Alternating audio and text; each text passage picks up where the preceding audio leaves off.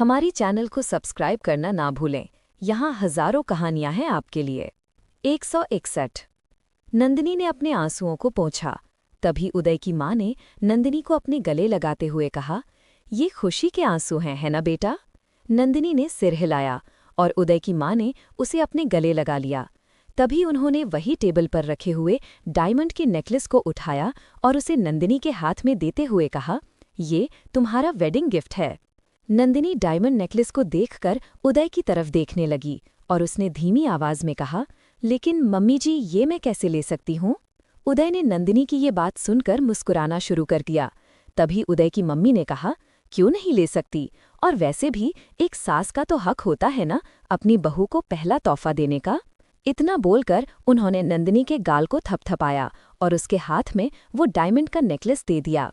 तभी उदय के पापा आगे आए और उन्होंने सोने के कंगन का एक बॉक्स उठाया और उसे नंदिनी के हाथ में देते हुए कहा, नंदिनी बेटा, ये हमारे पुश्तैनी कंगन हैं और इसे मैं उदय की वाइफ के लिए ही रखा हुआ था। अब जब तुम आज इस घर की बहू और उदय की पत्नी बन गई हो तो ये अब तुम्हारे हैं। इन्हें बहुत संभाल कर रखना। ये हमारी पिछली 5 पीढ़ियों से हमारे साथ हैं और अब तुम्हें इन्हें संभालना है। जब तुम्हारे बच्चे होंगे तो तुम्हें इन्हें उन्हें देना होगा। नंदिनी ने जैसे ही ये बात सुनी वो काफी ज्यादा शर्मा गई और उदय उसकी तरफ देखकर मुस्कुराने लगा। उन दोनों ने एक दूसरे की तरफ देखा और फिर सब ने साथ में बैठकर डिनर किया। उदय के पापा उससे कुछ बात कर रहे थे। तभी उदय की मम्मी ने नंदिनी का हाथ पकड़ते हुए कहा, नंदिनी बेटा, आप हमारे साथ ऊपर चलिए। उन्होंने नंदिनी का हाथ पकड़ा और उसे उदय के रूम में लेकर गईं। जैसे ही नंदिनी रूम में पहुंची उसने देखा कि उसका रूम पूरी तरह फूलों से सजा हुआ था और साथ में कई सारी कैंडल्स जल रही थीं। अपनी सुहाग की सेज को देखकर नंदिनी काफी ज्यादा एम्बैरेस्ड हो गई और उसे काफी शर्म आ रही थी। उसे इस तरह शर्माते देखकर उदय की मम्मी ने उसका हाथ पकड़ते हुए कहा, हम जानते हैं बेटा, तुम लोगों की शादी को 6 महीने हो गए हैं, लेकिन फिर भी हम अपना फर्ज तो निभाएंगे ही। हम जानते हैं हम ज्यादा अच्छी डेकोरेशन नहीं करवा पाए क्योंकि हमारे पास ज्यादा टाइम नहीं था। आई होप तुम डिसअपॉइंट नहीं होगी। नंदिनी उनकी बात सुनकर कमरे की चारों तरफ देखते हुए बोली, नहीं मम्मी जी, कमरा बहुत अच्छा डेकोरेट है।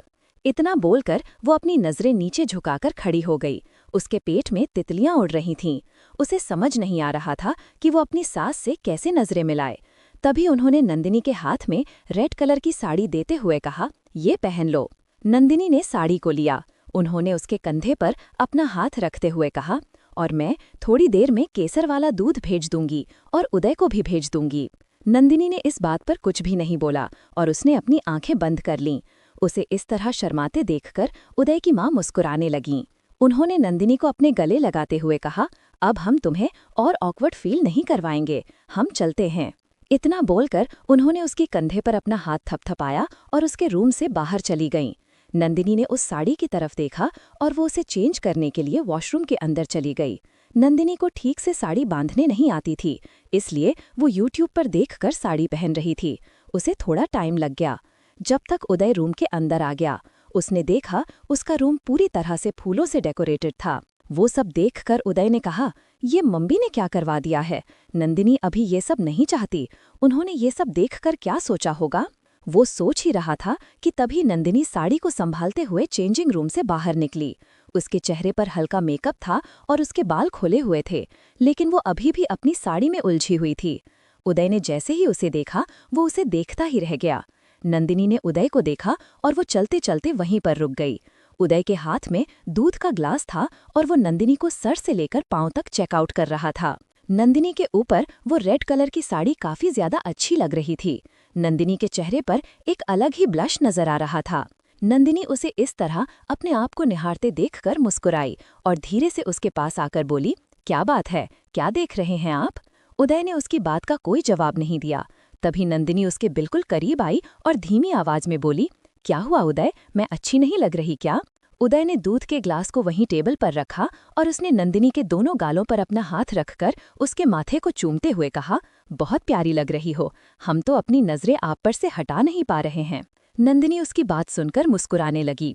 उदय ने चारों तरफ देखते हुए कहा, आई एम सॉरी, वो हमें नहीं मालूम था कि मम्मी ने इस तरह हमारा रूम डेकोरेट करवाया होगा। हम जानते हैं आप अभी थोड़ा और वक्त चाहती हैं और हमें इसमें कोई प्रॉब्लम नहीं है। आप उदय बोल ही रहा था कि नंदिनी ने उसके होंठों पर अपनी उंगली रखते हुए कहा, रिलैक्स, इतना परेशान होने की जरूरत नहीं है, और वैसे भी ले चुकी हूं मैं जितना टाइम लेना था। उदय ने जैसे ही ये बात सुनी वो बड़े ही हैरानी से नंदिनी की तरफ देखते हुए बोला, मतलब? नंदिनी थोड़ा शर्माते हुए बोली, यही कि अब मुझे और टाइम नहीं चाहिए। मुझे लगता है कि शायद अब सही वक्त आ गया है कि हम अपने रिश्ते को आगे बढ़ाएं। उदय ने जैसे ही ये बात सुनी उसके चेहरे पर बड़ी सी मुस्कुराहट आ गई और उसने नंदिनी की तरफ देखते हुए कहा, सीरियसली? नंदिनी ने हाँ में अपना सिर हिलाया और वो उसकी तरफ देखकर मुस्कुराने लगी। उदय ने नंदिनी को कसकर अपने गले लगाते हुए कहा, सीरियसली, हमें तो यकीन ही नहीं हो रहा। नंदिनी उसकी बात सुन रही थी कि तभी उदय ने वही टेबल पर रखे हुए ग्लास को उठाया और उसे एक बार में ही पीते हुए उसने नंदिनी को अपनी गोद में उठाया और उसे गोद में लेकर गोल गोल घुमाते हुए कहा, आई एम सो हैप्पी, हमें तो यकीन ही नहीं हो रहा कि आज हम आपको अपना बना लेंगे। नंदिनी उदय को इतना खुश देखकर मुस्कुरा रही थी और कहीं ना कहीं उसे बहुत ज्यादा शर्म भी आ रही थी, लेकिन वो अभी कुछ भी नहीं बोली। उसने उदय की गर्दन को पकड़ते हुए कहा, क्या कर रहे हो उदय आप? मुझे नीचे उतारिए, मैं गिर जाऊंगी। उदय ने नंदिनी की बात सुनी और उसने कहा, डोंट वरी, हम आपको गिरने नहीं देंगे। इतना बोलकर वो नंदिनी को गोल गोल घुमाए जा रहा था। तभी नंदिनी ने कहा, मुझे चक्कर आ रहे हैं। इतना बोलकर नंदिनी ने अपने सिर पर हाथ रखा। उदय ने उसे हाथ रखते देखा तो उसने नंदिनी को नीचे उतारा। जैसे ही नंदिनी को नीचे रखा, नंदिनी लड़खड़ाने लगी। उदय ने उसका हाथ कसकर पकड़ा और उसकी कमर में अपना हाथ डालकर उसे अपने करीब खींच लिया। वो नंदिनी की आंखों में आंखें डालकर देख रहा था और नंदिनी भी एकटक बस उसे देखती ही जा रही थी। वो दोनों एक दूसरे की तरफ देखने लगे और उदय ने नंदिनी का हाथ पकड़ा और उसे बेड पर बिठा दिया। नंदिनी ने अपनी साड़ी के पल्लू को बस यूं ही अपने कंधे पर रखा हुआ था। उसने उसे पिनअप नहीं किया था और जैसे ही उदय ने उसे बेड पर बिठाया वो नंदिनी के होठों के करीब जाने लगा, तभी उसकी साड़ी का पल्लू उसके हाथ से फिसलते हुए नीचे गिर गया। उदय की नज़र जैसे ही नंदिनी के स्लीवलेस ब्लाउज पर गई वो नंदिनी की कॉलर बोन को देखने लगा। नंदिनी का ब्लाउज काफी ज्यादा डीप नेक था और उसकी क्लीवेज को देखकर उदय उसकी तरफ और भी ज्यादा अट्रैक्ट होने लगा। नंदिनी ने जब देखा कि उदय की नजरें उसकी कॉलर बोन और क्लीवेज पर है तो नंदिनी शर्मा गई। उसने उदय का चेहरा अपने चेहरे की तरफ करते हुए कहा, कुछ ज्यादा ही नॉटी हो रहे हैं आप उदय। उदय ने नंदिनी की बात सुनकर तुरंत हाँ में अपना सिर हिलाते हुए कहा, हाँ सच में। इतना बोलकर वो नंदिनी के होठों के करीब गया और उसके होठों पर किस करने से पहले उसने नंदिनी के गाल पर किस किया और उसके कान के पास जाकर बड़ी ही डीप वॉइस में बोला, आज आप हमें अब इतना आगे आने के बाद रोकेंगी नहीं? नंदिनी ने उदय की बात सुनकर धीरे से ना में अपना सिर हिलाते हुए कहा, नहीं रोकूंगी। उदय ने जैसे ही ये बात सुनी उसने नंदिनी की कमर में अपना हाथ डाला और उसके करीब जाकर उसके होठों को किस करने लगा। नंदिनी उदय को किस करने में उसका पूरा साथ दे रही थी और वो उसे किस करते करते उसे बेड पर लेटाकर उसके ऊपर आने लगा। नंदिनी ने जैसे ही उदय को अपने ऊपर फील किया तो उसकी दिल की धड़कनें काफी ज्यादा तेज हो गई। हालांकि आज से पहले कई बार उन दोनों की किस हुई थी, लेकिन आज जिस तरह से वो दोनों एक दूसरे को किस कर रहे थे उसमें एक अलग ही फील आ रहा था।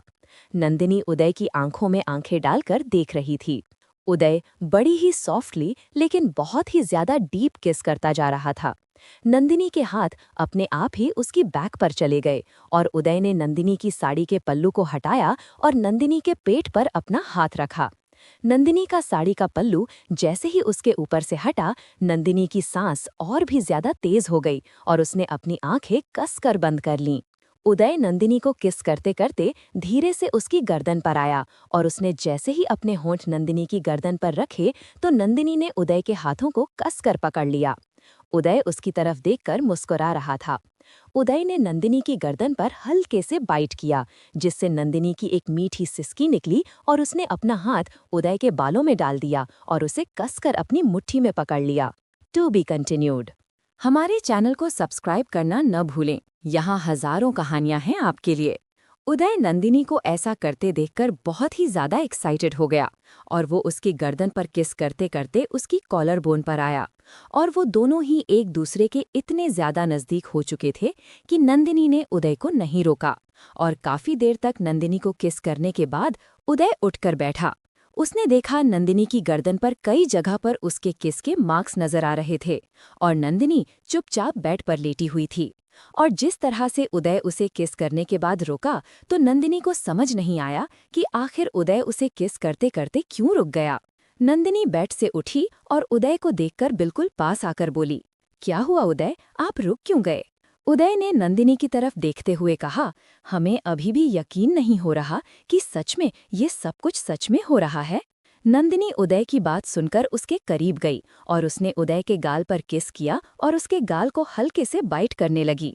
जैसे ही उदय ने उसके बाइट को अपने गाल पर फील किया तो उसको थोड़ा सा दर्द हुआ और उसके मुंह से एक सिसकारी निकली और नंदिनी उसके कान के पास जाकर बोली, अब तो आपको यकीन हो गया ना? उदय नंदिनी की तरफ देखकर मुस्कुराने लगा। उसने तुरंत अपनी शर्ट के बटन खोले और अपनी शर्ट को उतारकर वहीं फेंक दिया। नंदिनी की नज़र जैसे ही उदय के चेस्ट और उसके एब्स पर गई तो नंदिनी अपने आप को रोक नहीं पाई और उसके हाथ खुद ब खुद उसके एब्स पर पहुंच गए और उसे वो बड़े ही प्यार से टच करने लगी।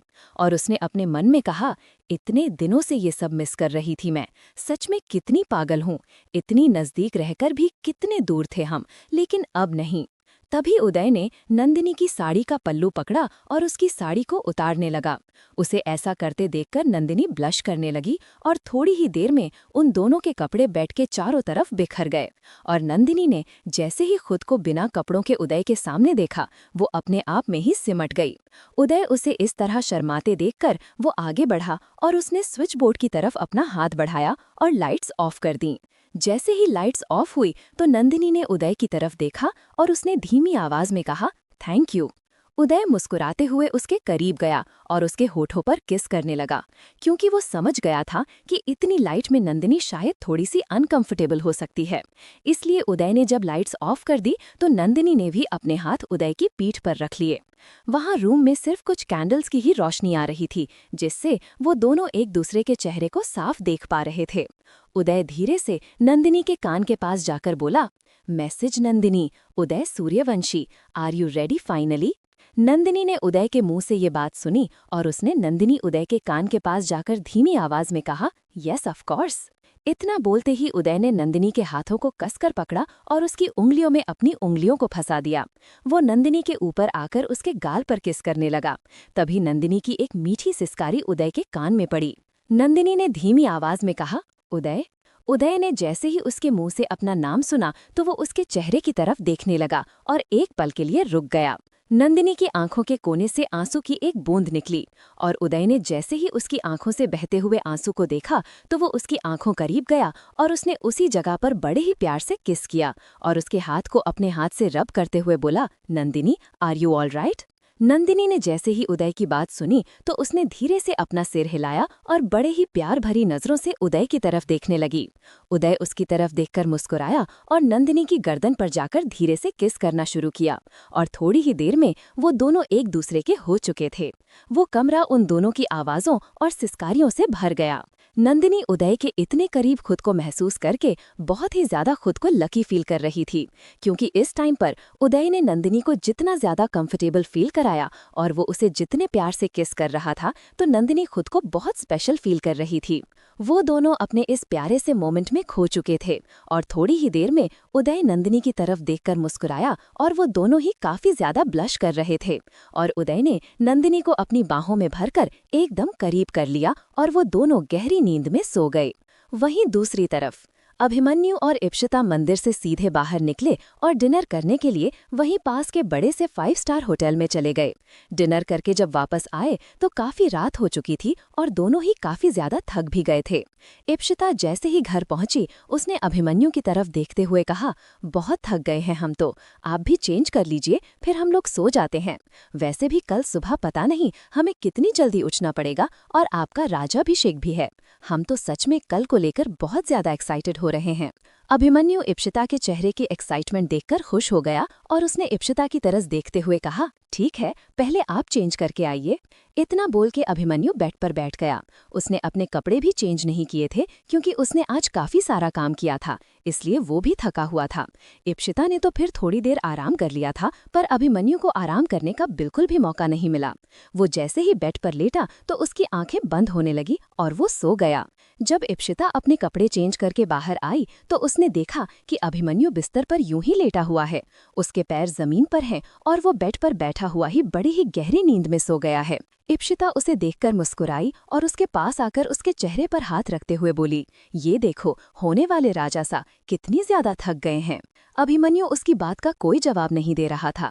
इप्सिता ने जब देखा कि वो इतनी गहरी नींद में सो रहा है तो उसने उसे जगाया नहीं और वो चुपचाप अभिमन्यु की तरफ देखने लगी। उसने अभिमन्यु के शूज को निकाला और उसके पैरों को बेड के ऊपर रखकर उसके ऊपर ब्लैंकेट डाल दिया और खुद उसके बगल में जाकर उसके सीने पर अपना सिर रखकर लेट गई। वो दोनों ही काफी ज्यादा थके थे, इसलिए थोड़ी ही देर में इप्सिता को भी नींद आ गई। अगले दिन सुबह 7 बजे ही उनके कमरे का दरवाजा किसी ने नॉक किया और दरवाजे की आवाज सुनकर उन दोनों की ही नींद टूट गई। अभिमन्यु ने उठकर अपने रूम का दरवाजा खोला। उसने देखा सामने अर्पिता खड़ी हुई थी। उसने अभिमन्यु के सामने देखकर कहा, भाई साहब, हम आपको ही उठाने के लिए आए थे। आप लोग उठ जाइए क्योंकि आपके राज्याभिषेक के लिए सब बहुत ज्यादा एक्साइटेड है। आपको पता है, अभी सुबह के 7 बज रहे हैं, लेकिन सारे मीडिया वाले अभी से इकट्ठा होना शुरू हो गए हैं और मासा ने कहा है कि राज्य अभिषेक में देरी नहीं होनी चाहिए। अभिमन्यु ने हाँ में अपना सिर हिलाते हुए कहा, आप बिल्कुल परेशान मत होइए, हम लेट नहीं होंगे, हम बस थोड़ी देर में रेडी होकर आते हैं। इतना बोलकर अभिमन्यु सीधे अपने कपड़े लेकर वॉशरूम की तरफ चला गया। इप्सिता बेड पर बैठी हुई थी।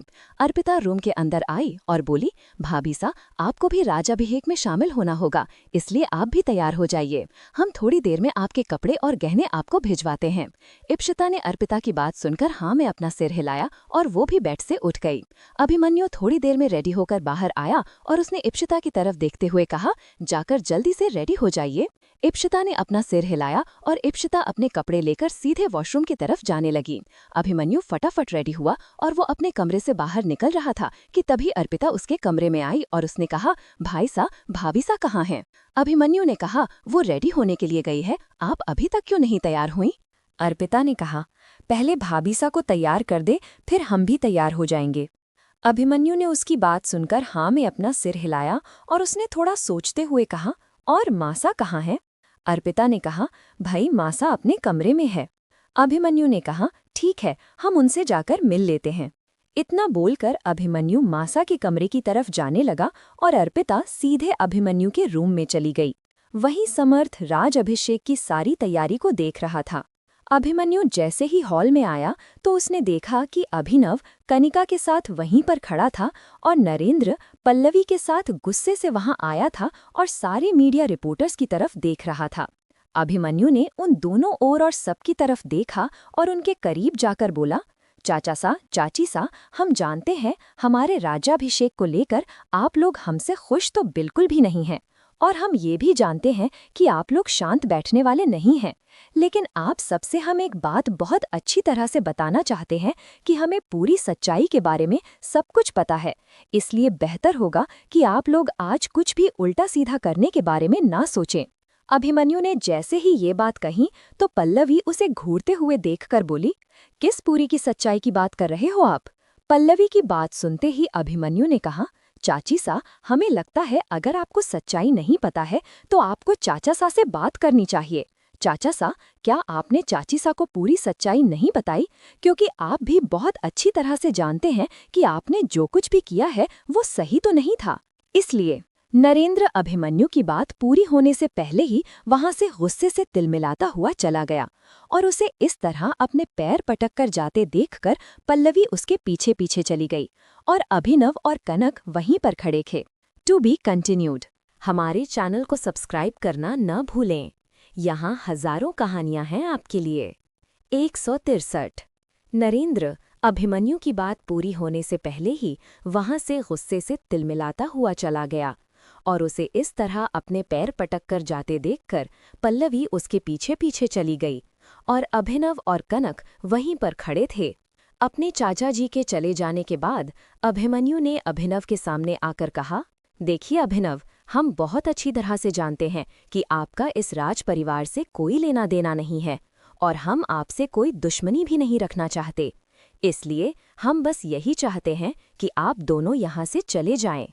अभिनव उसकी बात सुनकर अभिनव की तरफ हैरानी से देखने लगा। उसके ऐसे देखने पर अभिमन्यु ने कहा, हम जानते हैं आप यहाँ पर सिर्फ और सिर्फ पैसों के लिए आए थे, तो हम आपको वो पैसे देने के लिए तैयार हैं, लेकिन बदले में हम बस इतना चाहते हैं कि उसके बाद आप यहाँ से चुपचाप चले जाएं और दोबारा कभी यहाँ पर लौट कर ना आएं, क्योंकि यही हम सबके लिए बेहतर होगा। अभिनव उसकी तरफ देखते हुए कहा, अच्छा, तो कितने पैसे दोगे तुम मुझे? अभिनव के इस सवाल पर अभिमन्यु ने तुरंत ही अपने कोट की जेब से चेकबुक निकाली और उस पर 10 करोड़ लिखकर उस चेक को अभिनव की तरफ देते हुए कहा, मेरे हिसाब से तुम्हारे लिए इतने काफी होंगे। अभिनव 10 करोड़ के चेक को देखकर बिल्कुल शॉक हो गया था और उसकी आंखें हैरानी से चौड़ी हो गई थीं, क्योंकि वो बार बार जीरो गिनता हुआ कंफर्म कर रहा था कि 10 करोड़ हैं या फिर 1 करोड़। और कनिका ने जैसे ही 10 करोड़ के चेक पर अभिमन्यु की साइन देखी तो उसने अभिनव के कंधे से अपना कंधा टकराया और आंखों के इशारे से ही उसे वो चेक लेने के लिए कहा।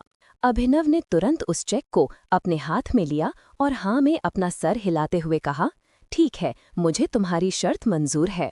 इतना बोलकर उसने उस चेक को जल्दी से अपनी जेब में रख लिया। अभिमन्यु ने उसकी तरफ देखकर एकदम सीरियस अंदाज में कहा, ठीक है, बस अपना वादा याद रखना। अभिनव ने हाँ में अपना सिर हिलाया और कनिका ने उसका हाथ पकड़ते हुए कहा, तो फिर ठीक है, हम चलते हैं। इतना बोलकर अभिनव का हाथ पकड़कर वहां से जाने के लिए निकलने लगे। अभिनव खुश तो नहीं लग रहा था। कनिका ने उसका हाथ पकड़ते हुए कहा, क्या हुआ, तुम खुश नहीं लग रहे? अभिमन्यु ने मायूसी से कहा, क्या यार, तुमने 10 करोड़ लिए, मैं तो सोच रहा था कि यहाँ का खजाना उड़ा ले जाते। कनिका उसकी बात सुनकर मुस्कुराते हुए बोली, जितना मिल गया है उतने में ही खुश रहो, और तुम्हें क्या लगता है इस अभिमन्यु के आने के बाद हम यहाँ पर और कुछ कर सकते थे? तुमने देखा नहीं वो कितना ज्यादा पावरफुल है, और वैसे तुम्हें इतना परेशान होने की जरूरत नहीं है, मैंने एक लंबा हाथ मारा है। अभिनव कनिका की तरफ देखने लगा, तभी कनिका ने उसके कान के पास जाकर कहा, तुम्हारी मुंह बोली माँ ने मुझे जितने जेवर शादी में पहनाए थे, मैंने उसमें से एक भी जेवर उसे वापस नहीं किया, वो सारे मेरे पास ही हैं। जैसे ही कनिका ने ये बात कही, अभिनव ने खुश होते हुए उसके गाल पर किस करते हुए कहा, ये हुई ना मेरी पार्टनर वाली बात, चलो अब फटाफट यहाँ से निकलते हैं, कहीं उन लोगों को जेवर के बारे में याद ना आ जाए। इतना बोलकर वो दोनों अभिमन्यु के राज्याभिषेक से पहले ही उस राजमहल से बाहर चले गए। वहीं नरेंद्र और पल्लवी दोनों एक दूसरे के साथ अपने कमरे में बैठे हुए थे और उन दोनों में से कोई भी खुश नहीं लग रहा था।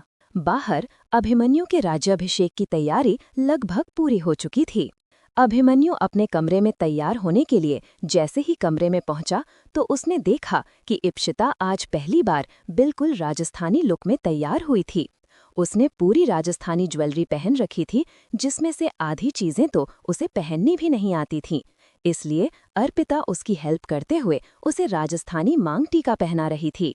अभिमन्यु ने जैसे ही इप्सिता की तरफ देखा तो उसकी आंखें बिल्कुल हैरानी से फटी रह गई, क्योंकि उसने इप्सिता को इस तरह के ट्रेडिशनल लुक में इमेजिन भी नहीं किया था।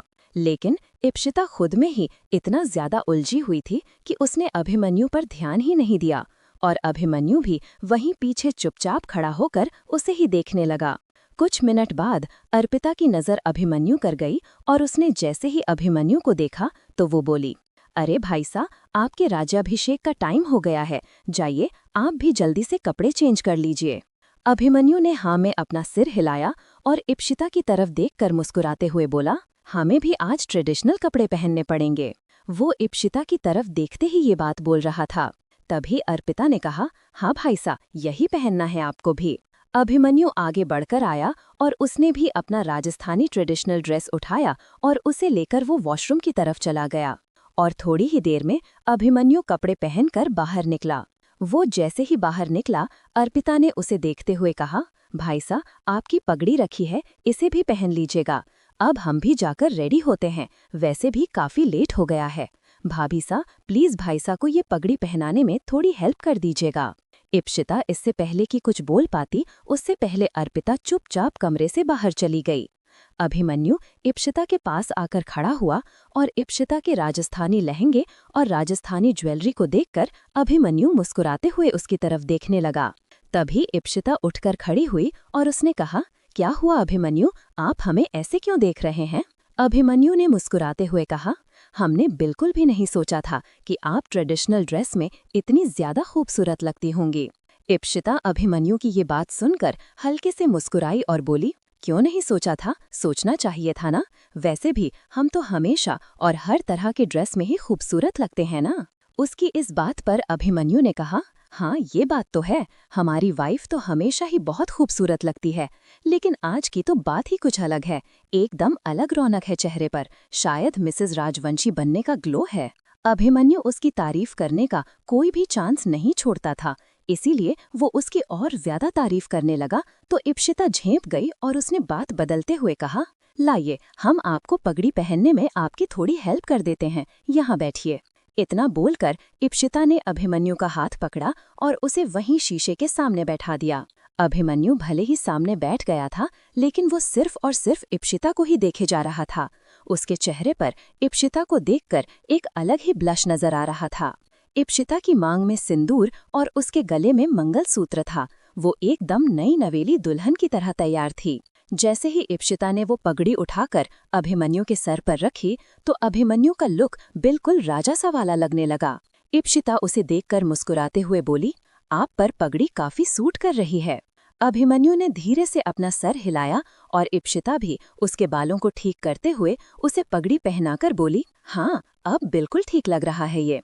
अभिमन्यु ने हाँ में अपना सिर हिलाया और उसने इप्सिता का हाथ पकड़कर उसे अपने करीब खींचा। इप्सिता अभिमन्यु को ऐसे करते देखकर बोली, क्या कर रहे हैं आप, छोड़िए अभिमन्यु, गेट खुला है, अगर कोई आ गया तो कोई क्या सोचेगा। अभिमन्यु ने इप्सिता की बात नहीं सुनी और उसने इप्सिता को अपने और करीब किया और उसे अपनी गोद में बिठाते हुए कहा, कोई नहीं आने वाला, आप बेकार में परेशान मत होइए, और सच बताएं तो हमें तो लग ही नहीं रहा हम अपने राज्याभिषेक में कॉन्सेंट्रेट भी कर पाएंगे। अभिमन्यु ने जैसे ही ये बात कही तो इप्सिता उसकी तरफ हैरानी से देखते हुए बोली, क्या मतलब है आपका? अभिमन्यु ने इप्सिता के बिल्कुल करीब जाकर उसके गाल पर किस करते हुए कहा, आप हमें बहुत प्यारी लग रही हैं, हमारा मन कर रहा है हम आपको छोड़कर कहीं जाएं ही नहीं, और चले भी गए फिर भी पूरा ध्यान तो हमारा आप पर ही रहेगा। इप्सिता उसकी ये बात सुनकर थोड़ा सा खुश होते हुए बोली, हाँ आप भी अच्छे बहुत लग रहे हैं, लेकिन राज्याभिषेक के लिए तो चलना ही होगा ना, चलिए उठिए और हम भी तो वहाँ पर आपके साथ ही रहेंगे। इतना बोलकर इप्सिता उठने लगी। तभी अभिमन्यु ने उसकी कमर में हाथ डालकर उसे दोबारा अपने ऊपर बिठाते हुए कहा, इतनी भी क्या जल्दी है, पहले हमें किस दीजिए, उसके बाद हम बाहर चलेंगे। इप्सिता ने जैसे ही ये बात सुनी तो उसने ना में अपना सिर हिलाते हुए कहा, नहीं, कोई किस नहीं मिलेगी, और अब आप जिद करना बंद करिए और छोड़िए हमें। अभिमन्यु ने इप्सिता की कमर पर अपना हाथ और कसते हुए कहा, जब तक हमें किस नहीं मिलेगी तब तक हम ना ही आपको कहीं जाने देंगे और ना हम कहीं जाएंगे। इप्सिता अभिमन्यु की तरफ देखकर ना में अपना सिर हिलाते हुए बोली, आप हर बार ऐसे ही अपनी मनमानी करते हैं। अभिमन्यु ने हाँ में अपना सिर हिलाते हुए कहा, अब क्या करें, आपकी किस चाहिए तो थोड़ी तो मनमानी करनी ही पड़ेगी। इतना बोलकर अभिमन्यु आगे बढ़ा और उसने इप्सिता के गाल पर किस कर ली। तभी इप्सिता ने कहा, बस कर ली ना आपने किस, अब हैप्पी, चलिए अब बाहर चलते हैं। अभिमन्यु ने अपने गाल पर उंगली रखकर इशारा करते हुए कहा, अब आपकी बारी, जल्दी से अब आप भी हमें किस करिए। इप्सिता अभिमन्यु को ऐसा करते देखकर मुस्कुराने लगी। अभिमन्यु बिल्कुल छोटे बच्चों की तरह मस्ती कर रहा था। उसे इप्सिता की किस चाहिए थी, इसलिए इप्सिता ने भी अब ज्यादा मना नहीं किया और वो धीरे से अभिमन्यु के गाल के करीब आई। वो उसे किस करने जा ही रही थी कि तभी अभिमन्यु ने तुरंत अपना फेस घुमा दिया और इप्सिता जो अभिमन्यु के गाल पर किस करने जा रही थी, वही किस अभिमन्यु के होंठ पर हो गई और अभिमन्यु शरारत से मुस्कुराने लगा। इप्सिता ने ना में अपना सिर हिलाते हुए कहा, दैट्स नॉट फेयर। अभिमन्यु ने इप्सिता के गाल पर फिर से किस करते हुए कहा, everything is fair in love and war. Ipsita ने अभिमन्यु के कंधे पर अपना हाथ रखा और वो आराम से उठकर खड़े होते हुए बोली, बस बहुत हुआ, चलिए अब बाहर चलते हैं। हमारे चैनल को सब्सक्राइब करना ना भूले। यहाँ हजारों कहानियां हैं आपके लिए। 164। अभिमन्यु ने हाँ में अपना सिर हिलाया और वो इप्सिका का हाथ पकड़कर सीधे कमरे से बाहर निकला और राज्याभिषेक के लिए सीधे महल के बाहर आया। और उसने देखा वहां मासा, मुनीम जी और घर के बाकी लोग पहले से ही मौजूद थे। सामने की तरफ मीडिया रिपोर्टर्स भरे पड़े थे। इतनी ज्यादा भीड़ थी कि अभिमन्यु ने उन सबको देखकर एक गहरी सांस ली और इप्सिता ने उसका हाथ कसकर पकड़ लिया। वो दोनों सीधे उन मीडिया रिपोर्टर्स के सामने जाकर खड़े हो गए जहां पर कई सारे माइक लगे हुए थे। तभी इप्सिता की नज़र वहीं खड़े उदय और नंदिनी पर गई। इप्सिता उन्हें देखकर मुस्कुराई, लेकिन जैसे ही उसने उन दोनों के पीछे अपने मम्मी पापा को देखा तो इप्सिता का चेहरा उतर गया और वो उन दोनों की तरफ बड़ी ही हैरानी से देखने लगी। उसने अपने मन में कहा, ये मम्मी पापा यहाँ पर भाई और नंदिनी के साथ क्या कर रहे हैं? हमने तो नंदिनी से बात भी नहीं की। क्या मम्मी पापा से भाई की बात हो गई है? सब कुछ ठीक हो गया क्या उनके बीच? चलो अच्छी बात है। इप्सिता यही बात सोच ही रही थी कि तभी उसने देखा नंदिनी के हाथ में उसके घर के खानदानी कंगन थे। उसने इस टाइम वाइन कलर की साड़ी पहनी हुई थी और वो बहुत सुंदर लग रही थी। आज उसके चेहरे की चमक ही एकदम अलग थी। इप्सिता ने भी वो नोटिस कर लिया और उसे देखकर मुस्कुराई। इप्सिता नंदिनी से कुछ बात कर पाती उससे पहले ही अभिमन्यु का राज्याभिषेक शुरू हो गया और अर्पिता भी वहां पर आई। उसके पीछे एक नौकर चल रहा था जिसके हाथ में एक बड़ी सी तलवार थी और दूसरी तरफ के नौकर के हाथ में एक बड़ी सी थाल थी जिस पर कुछ कपड़े से ढक कर रखा हुआ था। इप्सिता के सामने आकर खड़े होते हुए अर्पिता ने कहा, भाभी, ये तलवार आपको भाई के हाथ में देनी है और उनके बाद ये पगड़ी भी आपको पहनानी है। अर्पिता की बात सुनकर इप्सिता ने उसके दोनों साइड पर ध्यान से देखा और फिर बोली, लेकिन अभिमन्यु ने तो पहले ही पगड़ी पहनी हुई है, तो फिर ये दूसरी पगड़ी क्यों? इप्सिता के सवाल पर अर्पिता ने उसे समझाते हुए कहा, भाभी, ये पगड़ी हमारे बाबा सा की है और होने वाले राजा को उसके राज्याभिषेक वाले दिन ये पगड़ी पहनाई जाती है। उसके बाद से ही वो राजा बनता है। ये यहाँ की परंपरा है और ये तलवार आप भाई के हाथ में देंगे। इस बात का प्रतीक होगा कि आप हमेशा ही उनकी ताकत बनकर उनके साथ रहेंगी। ये रस्म पटिया ही करती है, इसीलिए राजाभिषेक के वक्त राजा का शादीशुदा होना जरूरी होता है। अर्पिता की बात सुनकर इप्सिता ने कहा, अच्छा ठीक है, लेकिन तुम हमारे साथ रहना और जैसे जैसे जो करना है प्लीज हमें बताती रहना, क्योंकि हमें इस बारे में कुछ भी पता नहीं है, कहीं कोई गलती ना हो जाए। अर्पिता ने मुस्कुराकर उसकी तरफ देखते हुए कहा, हाँ भाभी, हम यहाँ पर ही हैं आपके साथ और आप घबराइए मत, हमें आपका पूरा विश्वास है, आप सब कुछ ठीक करेंगी। अभिमन्यु वहाँ पर आया और उन सारे लोगों के सामने आकर एक ऊंची जगह पर खड़ा हो गया और उसने हाथ हिलाकर उन सारे लोगों का अभिवादन किया और सब उसका नाम लेकर चिल्ला रहे थे, क्योंकि अभिमन्यु के राजा बनने से शहर के ज्यादातर लोग खुश थे, क्योंकि सबको पता था वही काबिल राजा है जो राजमहल और राजा की सारी जिम्मेदारियां संभाल सकता है। उसके वहां पर खड़े होने के बाद ही उसकी मासा मुनीम जी के साथ आगे आई और अभिमन्यु के सामने आकर खड़े होते हुए उन्होंने मुनीम जी की तरफ देखकर इशारा किया और मुनीम जी ने अपने हाथ में पड़ा हुआ कागज अभिमन्यु की तरफ बढ़ाते हुए कहा, ये शपथ पत्र है, आपको सबके सामने ये सारी बातें बोलनी है और वचन लेना है कि आप राजा बनाकर अपनी सारी जिम्मेदारियां निभाएंगे और आपके लिए सबसे ऊपर ये राजा का पद आएगा, उसके बाद सारे रिश्ते और कोई लोग। मुनीम जी की बात पर अभिमन्यु ने धीरे से अपना सिर हिलाया और उनके हाथ से वो कागज ले लिया और तभी एक नौकरानी हाथ में थाल लेकर वहां पर आई और उसमें से चंदन लेकर अभिमन्यु की मां ने उसका राज तिलक किया और उसके सामने खड़े होते हुए कहा, अभिमन्यु, आज तक कभी आपने हमें निराश नहीं किया, उम्मीद है आगे भी आप हमारी सारी उम्मीदों पर खड़े उतरेंगे। अभिमन्यु ने मुस्कुराकर अपनी मां की बात का जवाब दिया, हम पूरी कोशिश करेंगे मासा। वहां पर बीचों बीच में रखे हुए उस बड़े से राज सिंहासन जैसी कुर्सी की तरफ इशारा करते हुए मासा ने कहा, ठीक है, अपना स्थान ग्रहण कीजिए और आज से ये जगह आपकी है। अपनी माँ की बात सुनकर अभिमन्यु उसके तरफ बढ़ा और एकदम राजा की तरह दोनों किनारों पर हाथ रखकर उसे राज सिंहासन पर विराजमान हो गया। और उसके बाद मासा ने अर्पिता की तरफ इशारा किया तो अर्पिता ने इप्सिता से आगे जाने के लिए कहा। इप्सिता आगे आई और उसके पीछे वो नौकर भी आया। इप्सिता ने उस नौकर के हाथ से तलवार लेकर अभिमन्यु के हाथ में पकड़ा दी और बोली, हमें इन रस्मों रिवाजों और परंपराओं के बारे में ज्यादा नहीं पता है, लेकिन अगर बात हमारी और आपकी है तो हम हमेशा आपकी ताकत बनना चाहेंगे और हर सिचुएशन में हमेशा आपके साथ खड़े रहेंगे। चाहे जो भी हो जाए, हम आपका हमेशा साथ देंगे अभिमन्यु। इप्सिता की ये बात सुनते ही अभिमन्यु के चेहरे पर एक बड़ी सी मुस्कुराहट आ गई और उसने कहा, आप हमेशा से ही मेरी ताकत बनती आई हैं और आप अब मेरी लाइफ का एक इम्पॉर्टेंट हिस्सा है और हमें पता है आप हमेशा हमारा साथ देंगे, आपको कहने की जरूरत नहीं है।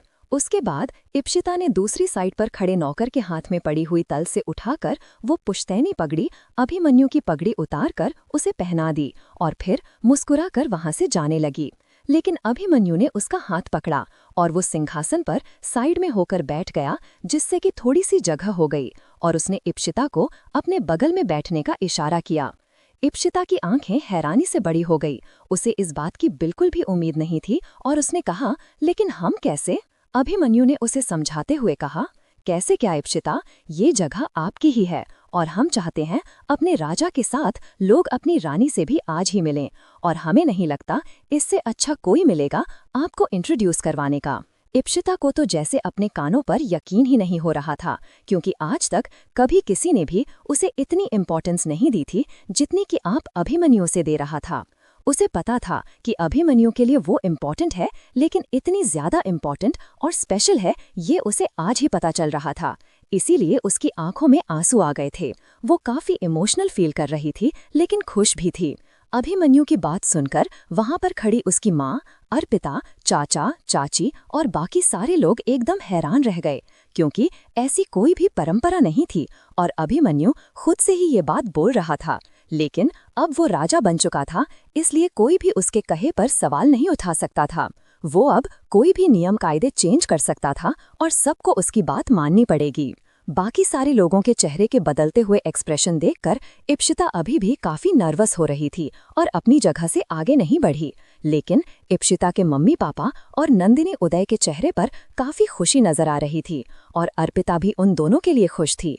समर्थ भी वहां पर मौजूद था और वो भी काफी खुश लग रहा था। उसने ही ये सारी तैयारी करवाई थी, इसलिए उसे टाइम नहीं मिला था सुबह से अब तक अभिमन्यु से जाकर बात करने का। लेकिन अपने दोस्त के लिए वो बहुत खुश था। अभिमन्यु अपनी जगह से उठा, उसने इप्सिता का हाथ पकड़ा और उसे अपने करीब खींचते हुए बोला, क्या सोच रही हैं आप? आइए ना, बैठिए यहाँ पर हमारे पास। इतना बोलते हुए उसने इप्सिता को राजगद्दी के एक साइड पर बिठाया और दूसरी साइड पर खुद बैठ गया उसके एकदम बगल में। और फिर उसने तेज आवाज में चिल्लाकर अनाउंस करते हुए कहा, आप सब मिलिए अपनी रानी से, मिसेस इप्सिता अभिमन्यु राजवंशी।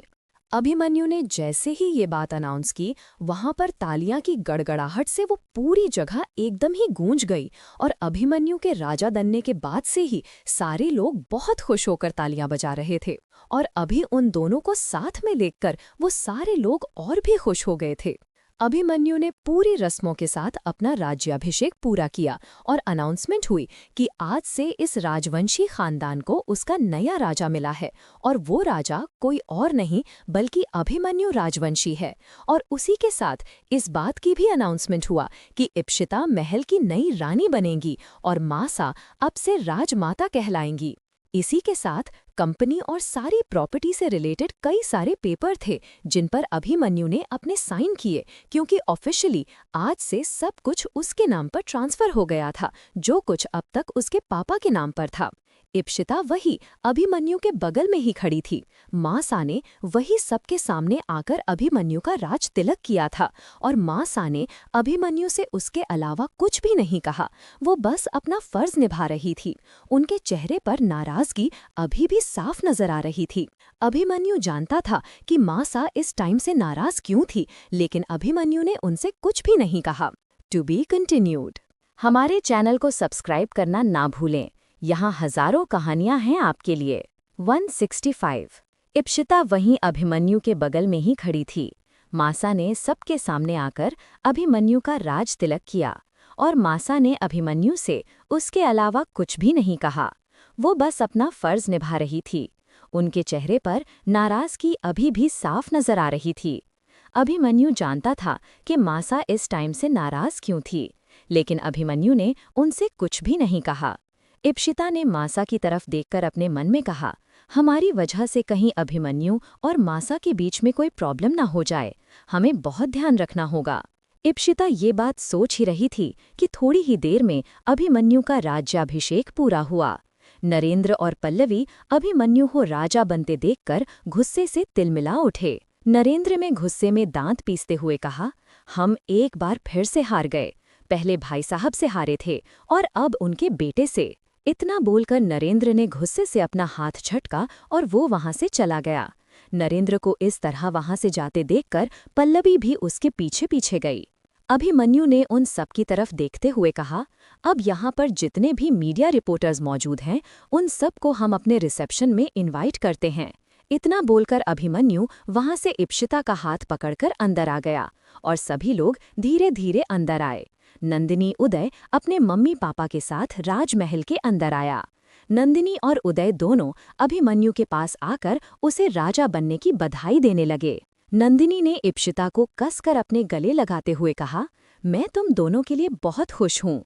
इप्शिता ने उससे पूछा, तुम ये बताओ हमें, तुम दोनों के साथ मम्मी पापा क्या कर रहे हैं? नंदिनी ने इप्शिता की तरफ देखा और उसे पूरी बात बताते हुए कहा, मम्मी पापा ने मुझे एक्सेप्ट कर लिया और हम दोनों वहीं रुके हैं।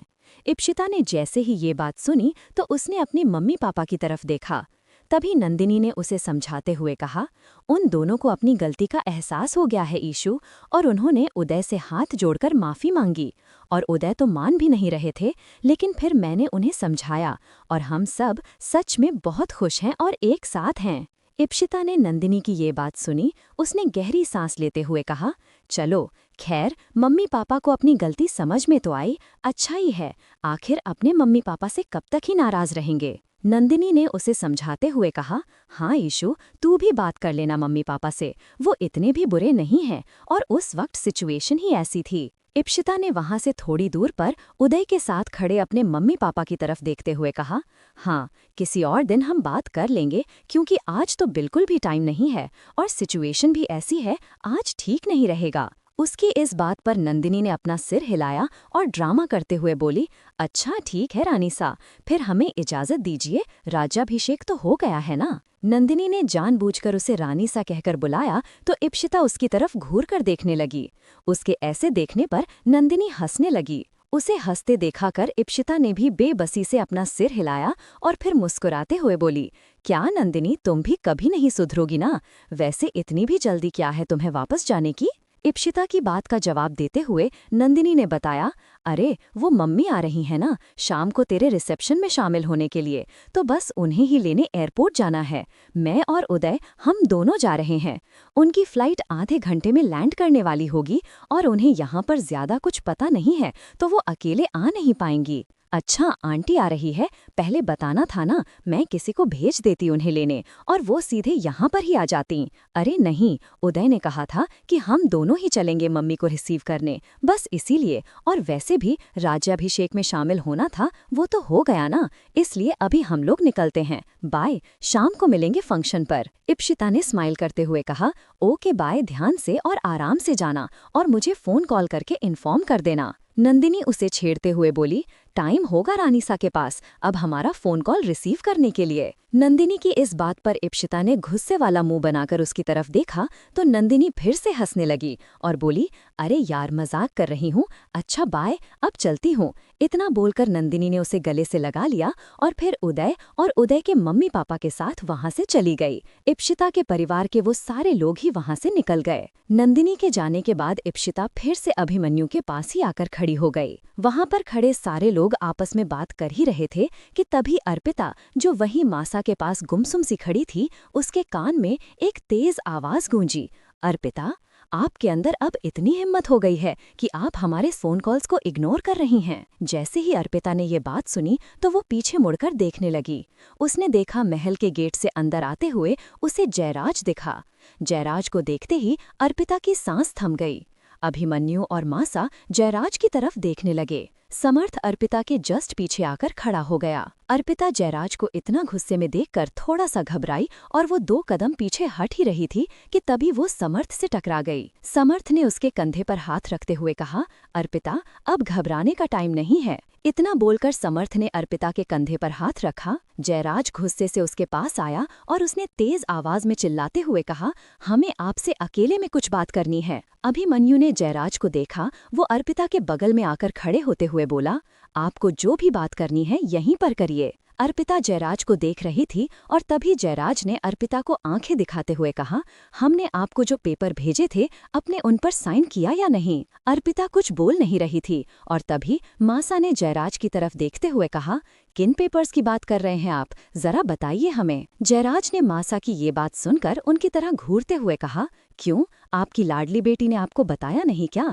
डिवोर्स दे रहे हैं हम उन्हें। जैसे ही मासा ने ये बात सुनी वो हैरानी से उसकी तरफ देखते हुए बोली, क्या बात कर रहे हैं आप?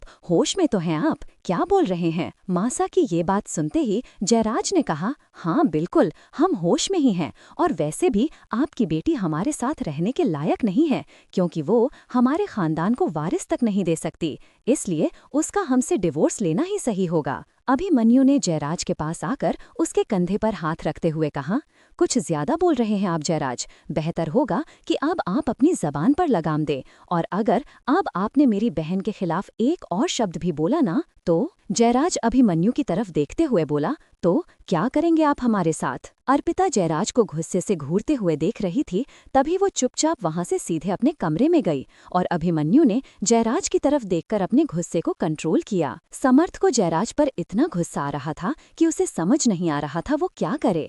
उसका मन कर रहा था अभी के अभी उसके चेहरे पर जोरदार पंच जड़ के उसका बदसूरत चेहरा और ज्यादा बिगाड़ दे। तभी समर्थ ने अपने मन में कहा, मुझे यहाँ से चले जाना चाहिए, वरना अभी अगर इसने अर्पिता के बारे में कुछ कहा तो मुझे सुना नहीं जाएगा और फिर मैं अगर अपने गुस्से से बाहर हूँ तो खुद को कंट्रोल नहीं कर पाऊंगा और इसे यहीं पर पीट दूंगा। इतना बोलकर समर्थ वहां से जा ही रहा कि तभी अर्पिता की आवाज पूरे हॉल में गूंज गई, ये रहे आपके डाइवोर्स के पेपर। इतना बोलकर अर्पिता नीचे उतर कर आई और उसने वो डाइवोर्स के पेपर जयराज के मुंह पर मरते हुए कहा, उठाइए इन्हें और हमारे घर से चुपचाप निकल जाइए। अर्पिता के इस मूव को देखकर जयराज की आंखें चौंधिया गईं और उसने उन पेपर की तरफ देखा। उस पर अर्पिता ने साइन कर दिया था। जिस तरह से अर्पिता ने वो पेपर जयराज के मुंह पर मारे, जयराज गुस्से से दिल मिला उठा। वो अर्पिता की तरफ आगे बढ़ते हुए बोला, आपकी इतनी हिम्मत कि आप हम पर। इतना बोलते हुए वो आगे बढ़ ही रहा था कि अभिमन्यु अर्पिता और उसके बीच में आते हुए बोला, खबरदार, अगर आपने एक कदम भी हमारी बहन की तरफ बढ़ाया तो।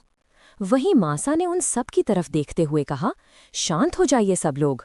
और जयराज, आप हमें ये बताइए कि क्या आप सच में अब अर्पिता से कोई रिश्ता नहीं रखना चाहते? जयराज ने बहुत ही घमंड से अपना सिर ऊंचा करते हुए कहा, बिल्कुल भी नहीं, हमें ऐसी लड़की के साथ कोई भी रिश्ता नहीं रखना जो हमारे परिवार को एक बच्चा तक नहीं दे सकती। तभी अर्पिता ने मासा की तरफ देखते हुए कहा, मासा, ये क्या, हमसे रिश्ता नहीं रखेंगे? हम खुद अब इसे कोई रिश्ता नहीं रखना चाहते और वैसे भी इनके जैसा इंसान हम डिजर्व नहीं करते। हम इससे बहुत अच्छा इंसान डिजर्व करते हैं। इतना बोलकर अर्पिता ने समर्थ की तरफ देखा और समर्थ उसके मुंह से ये बात सुनकर मुस्कुराने लगा। तभी अभिमन्यु जयराज की आंखों में आंखें डालकर काफी गुस्से से बोला, मिल गया ना आपको आपका जवाब, चलिए निकल जाइए हमारे राजमहल से और आइंदा कभी यहाँ नजर मत आइएगा। To be continued. क्या इप्शिता माफ करेगी अपने मम्मी पापा को जैसे उदय ने माफ कर दिया? क्या उसका दिल भी इतना बड़ा है? वो भूल पाएगी सब?